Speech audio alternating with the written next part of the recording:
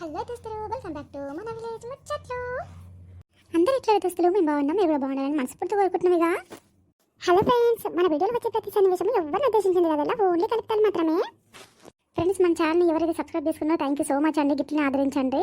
ఇంకా కొత్త ఎవరైతే చూస్తారో మన ఛానల్ని ప్లీజ్ అండి లైక్ చేసుకోండి, కామెంట్ చేయండి, అట్లే సబ్స్క్రైబ్ కూడా చేసుకోండి. ఇక మన పక్కన బెల్ ఐకాన్ నొక్కితే మనం చేసే ప్రతి ఒక్క వీడియో మీకు నోటిఫికేషన్లో వస్తుంది. వెంటనే మన వీడియో చూడొచ్చు. గట్లనే మన వీడియో లాస్ట్ వరకు స్కిప్ చేయకుండా చూడరు దోస్తులు, మంచిగా ఉంటుంది ఎంటర్టైన్మెంట్. ఇక ముందు చాలా చాలా బాగుండబోతుంది, అస్సలు మిస్ కాకూడదు, మొత్తం చూడండి. ఇక ఈరోజు వీడియో ఏంటంటే కొత్త కోడలి కాపురం పార్ట్ 128. ఇక లేట్ చేయకుండా వీడియోలోకి వెళ్ళిపోదాం రండి. చూసినవా ఆదిగానికి ఎంత ధైర్యం ఉండాలి. నా ఇంటికి రాయబారానికి పంపిస్తాడుగా ముసల్దాన్ని. చెప్తా ఈ అనిత సంగతి చక్కగా చెప్తా. నా పెళ్ళానికి అసలు భయం లేకుండా పోయింది. మెల్లగా ముసల్దాన్ని పంపించినట్టుంది. ఆ ఇంటికి ఆరడేమో ఏమో చెప్పి పంపిండు. టైంకి నేనున్నా కాబట్టి నా చెవిలో పడ్డది. లేదంటే ఇది మెల్లగా సాటనంగా ఇంకెన్ని చేతునో ఏమో. ఆగు, దాన్ని పిలుస్తా, బయట ఏం చేస్తుందో ఇంకా. ఏ అనిత, ఏ అనిత, ఏందో పిలవబట్టే మళ్ళా. ఏమైనా ఇనొస్తలేదా? చెవులలో ఏం పెట్టుకున్నావు? ఏందండి, ఎందుకు పిలిచిర్రు? దగ్గరికి రావే, అంత దూరం నిలబడి ఏందండి పిలుస్తున్నావు అంటావు? దగ్గరికి రా. చెప్పండి. అవే అక్క ముసల్దాన్ని రాయబారానికి పంపిన అవే ఆదిగానింటికి. ఏమండి, నాకేం తెలియదండి, ప్లీజ్ అండి నన్ను ఇట్లా తిప్పలు పెట్టకండి. మీరు చెప్తానే ఉన్నాను, నాకేం తెలియదు. ముసలావిడనే వచ్చింది, నేను ఆయనకి ఎందుకు చెప్తానండి. బాగున్నారు మీరు, ఇంకో ఫోన్ చేస్తే కూడా ఎత్తలే నేను. మీరేందండి ఇట్లా మాట్లాడబడితే నన్ను? అబ్బో, నేను అంగనాచి ఆపే దొంగముండా, ఏం మాట్లాడుతున్నావే? నీ వేషాలని నాకు తెలియదు అనుకుంటున్నావే? సాటినాక ముసల్దాన్ని ఎప్పుడో పంపించినట్టున్నావు. నేను ఇంట్లో ఉండేపటికి బయటకు వచ్చి కూర్చున్నప్పటికీ మంచిదైంది. లేదంటే గదే టైంకి నేను ఇంట్లో కూర్చొని తిన్నుంటే మెల్లగా ముసల్దానికి సైగ చేసి మెల్లగా పోతుంటివి బయటికి. పోయి ఏం రాయబారాన్ని పంపిండో తెలుసుకొని మంచిగా ఏందో గుసగుసలాడి వస్తుంటివి. బిడ్డ, నీ సంగతి నాకు తెలియదు అనుకుంటున్నావా? ఏ రోజైతే నువ్వు వానికి కంట్లో ఆడు, నువ్వు కంట్లో పడ్డారో ఆ రోజు నుంచి నీ పని ఎట్లా వేయాలో అట్లా ఫిక్స్ అయిపోయినని. ఇక నేను మారే ప్రసక్తే లేదు చెప్తున్నా. ఏయ్, వచ్చి కాలొత్తు. అబ్బా, ఎంత సమ్మగొత్తుతున్నవే కాళ్ళు. ఇన్ని రోజులు ఒక్క పని చెప్పలేదు కానీ ఇప్పుడు మంచిగా పనికి వచ్చినావు నువ్వు. అవ్వు అది కానీ ఇంట్లో కూపానికి పోయినప్పుడు గిట్లనే అని కాళ్ళు తినావే నువ్వు. చిచ్చి, ఏందండి మరి ఇంత ఘోరంగా మాట్లాడుతున్నారు? ఎందుకండి ఇట్లా మాటలతో నన్ను చంపేస్తున్నారు? ప్లీజ్ అండి ఆపండి, ఇంకా మాట్లాడకండి అతని గురించి నా దగ్గర. ఇగో నిద్ర పట్టిందాక మంచిగా వద్దు చెప్తున్నా. సరే అండి. నా మగడు నన్ను ఇక ఇట్లనే బాధ పెట్టేటట్టున్నాడు. నాకైతే అట్లనే అనిపిస్తుంది. ఏది చచ్చిందాకా, నేను చచ్చిందాకా, ఇద్దరిలో ఎవరో ఒకరు చచ్చిందాకా వదిలేటట్టు లేడు. వస్తే వానికన్నా సావు రావాలి, లేదంటే నాకన్నా సావు రావాలి. అప్పుడే ఇద్దరిలో ఎవరో ఒకరు మనశాంతిగా ఉంటామో. ఈయన ఇట్లనే అనుమానం పెట్టుకొని నన్ను ఇట్లనే తిప్పల పెడతా ఉంటాడో ఏమో. అయినా ఎన్ని రోజులు అవుతుంది నా మొగనికి చెప్పబట్టి నేను మారినానండి. ప్లీజ్ అండి వదిలేయండి అంటే ఏదో ఒక మాట అనుకుంటా. రోడ్డు మీద హోటళ్ళని చూసి కూడా నన్నే అనబట్టే ఎట్లా చెయ్యాలి, ఏం చెయ్యాలి, పరిష్కారం ఏంది నాకేం అర్థం అవుతలేదు. అయినా నేను ఎందుకు ఇంతగానం బాధపడుతున్నా? నేను ఏం తప్పు చేయకముందుకే ఇప్పుడు గిట్లా అంటుండు. తప్పు చేసిందేమో దునియాలా ఎవరు చేయలేదా ఏంది? నేను ఒక్కదాన్ని తప్పు చేసినట్టు గట్లా ఏలెత్తి చూపించబట్టే నన్ను పొద్దున్న లేచినప్పటి నుంచి రాత్రి వండుకునేదాకా తిప్పలు పెట్టబట్టే గిట్లా అయితే కాదు. ఇక నేనే ఏదో ఒకటి ఆలోచన చేయాలి. బాధపడితే లాభం లేదు, ఇంకా పరిష్కారం వెతుక్కుంటా నేనే. ఈ బొక్కబొగని పని సక్కాని చేస్తా. నాకు వచ్చే కోపానికి ఇంకెన్ని రోజులు రాని బాధపడాలి నేను. నేను కూడా నేనేందో నీకు నజ స్వరూపం ఏందో చూపిస్తా. ఊకుంటుంది కదా అని చెప్పేసి చాలా ఇది చేస్తున్నావు. ఇంకా నీ పని నీ పంతం పడతా నేను అనుకుంటున్నావు. బయట ఆడళ్ళు ఎంత తెగించిర్రు, మొగోడిని లేపేస్తుర్రు. ఇంకా గా మాత్రం నేను చెయ్యలేదు ఆలోచించకుండా పోయి ఏమో నన్ను ఇంత తిప్పల పెట్టబట్టే ఈయనకి ఎట్లయినా బుద్ధి వచ్చేటట్టు నేనే చేస్తాగు చెప్తా. రేపటి నుంచి ఈ అనిత ఏందో చూపిస్తా. ఇంకా నా మొగడికి బుద్ధి రావాల్సిందే. ఏందత్తమ్మా ఎప్పుడు బయటనే చేరుతావు? గా ముసల్దాంతో ముచ్చట పెట్టుకుంటా. పిల్ల ఇంట్లో ఒక్కటి కూర్చుంది. ఇక గా పిల్ల కూజ తోడుకుంటామేమో అంటే నువ్వు పోయి మొత్తమే బయట కూర్చుంటావు. ఇక రా నువ్వు. నిండే కడుపుతోటి అదోటి ఇదోటి మాట మాట్లాడుకుంటా కూర్చోకనంట. పోయి బయట మందితోటి ముచ్చట్లు పెడతాది ముసల్ది. కూర్చోలేదే అమ్మా, ఎందుకే ఊకే నాయనమ్మ వెంబడి పడతావు?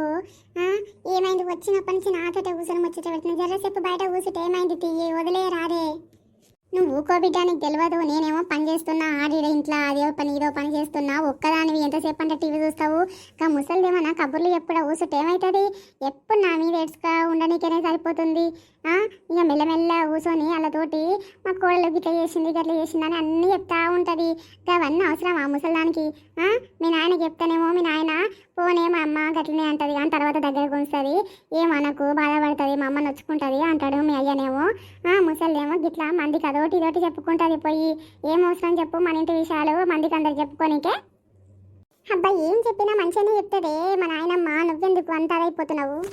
నీకు తెలియదు, మొన్న ముసలాం వచ్చి అడిగింది, ఏందమ్మా పొద్దు పొద్దున బాగానే పోతున్నావు, ముసలిదానికి ఇంత కారం పొడి నూరు పెట్టిపోయినావంట, ఇంత అన్నం వండి ఇంత ఏదైనా మంచిగా కూర వేసి పెట్టిపోతే ఏమవుతుంది అని అన్నది.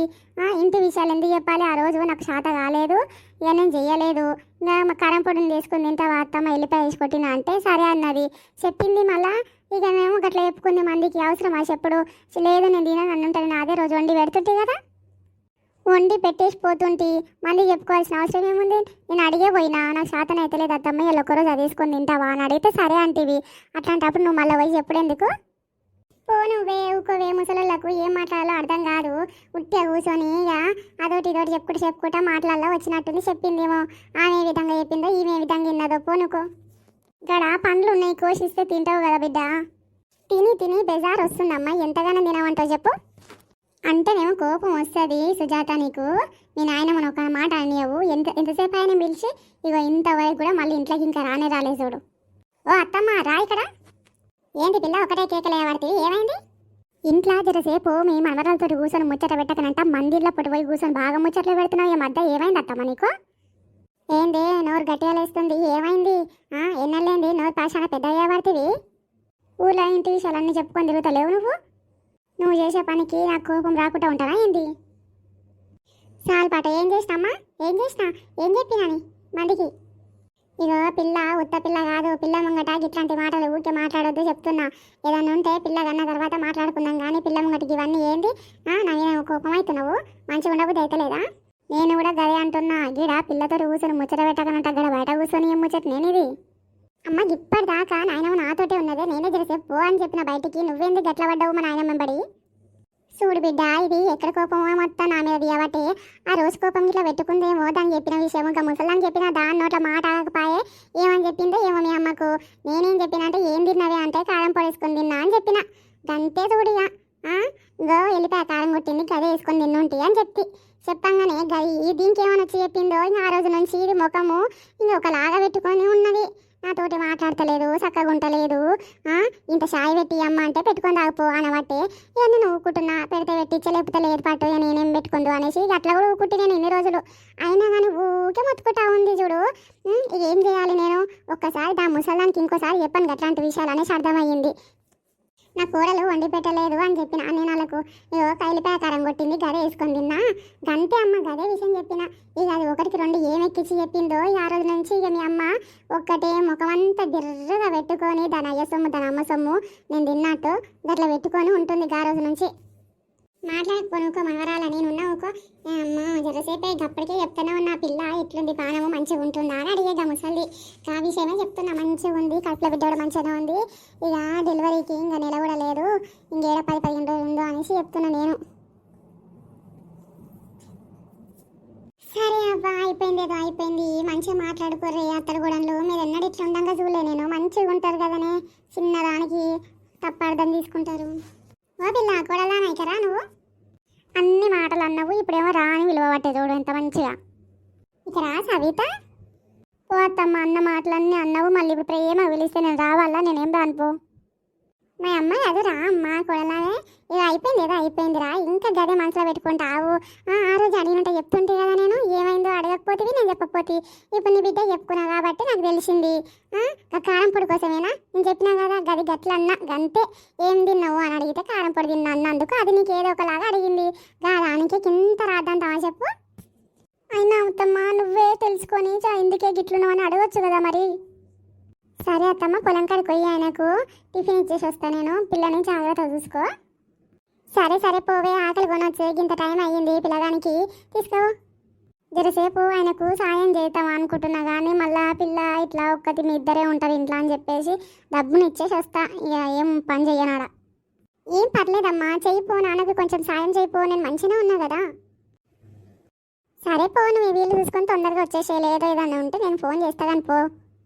అన్నట్టు ఇలా మీ అత్త ఫోన్ చేయలేదా ఇంకా?